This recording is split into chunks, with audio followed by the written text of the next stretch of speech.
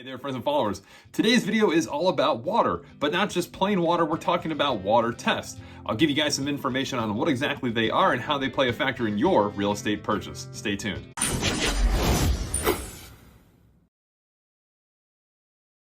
So yes, as always, welcome back. So as you may know, when you purchase a home with financing, specifically government-backed financing like a VA, FHA, or USDA loan, there are a few things that are going to need to be in order to consider the home eligible and financeable. One of those items is none other than the drinking water source for that given property. Now, most homes will come with a city or community water connections that won't require an additional inspection or test.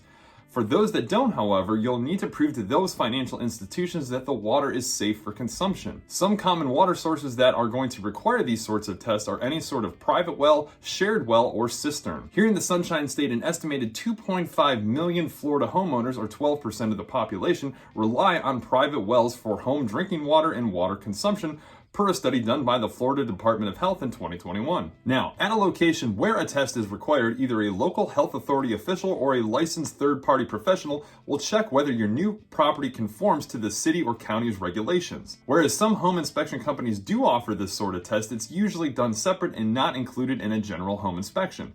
Keep in mind that the job of the home inspector is to check into and evaluate the overall condition of your new home. In some cases where local authorities haven't set standards for results of a given water test, those requirements will always defer back to the standards of the Environmental Protection Agency or the EPA. There are generally, in addition to those standards, a minimum distance required for any well to be placed from an existing septic or sewer system of a given property. Water will be tested for certain bacteria such as E. coli, arsenic, and total coliform. The test also includes and looks for other type of chemicals such as nitrates and lead. If these are present at elevated levels and exceed health standards, there will need to be steps taken to improve the water quality at that location before you can proceed with any type of VA, FHA, or USDA housing loan. Now, if results come back in an unfavorable fashion, there are some problems that can be handled quickly. For example, high bacteria concentrations can sometimes be controlled by adding disinfectants to the well, such as chlorine, ozone, ultraviolet light, or electronic radiation.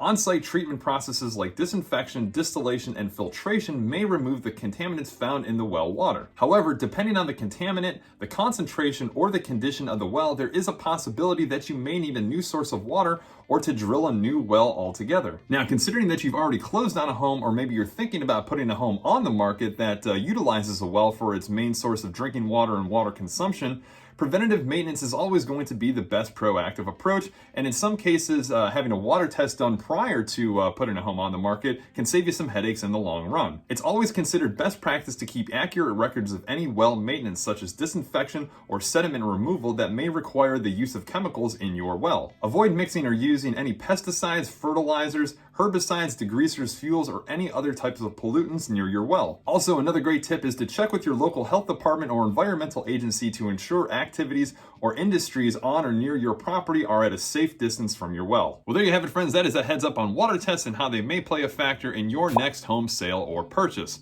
As always, if you guys would like any further information on this topic or anything else regarding residential real estate here in the great Sunshine State, drop a comment below, shoot me off a message directly. Slide on over to the page, give it a like and subscribe to stay up to date with great information like this as it's released. As always, thanks for tuning in, checking out the videos. We'll catch you guys on the next.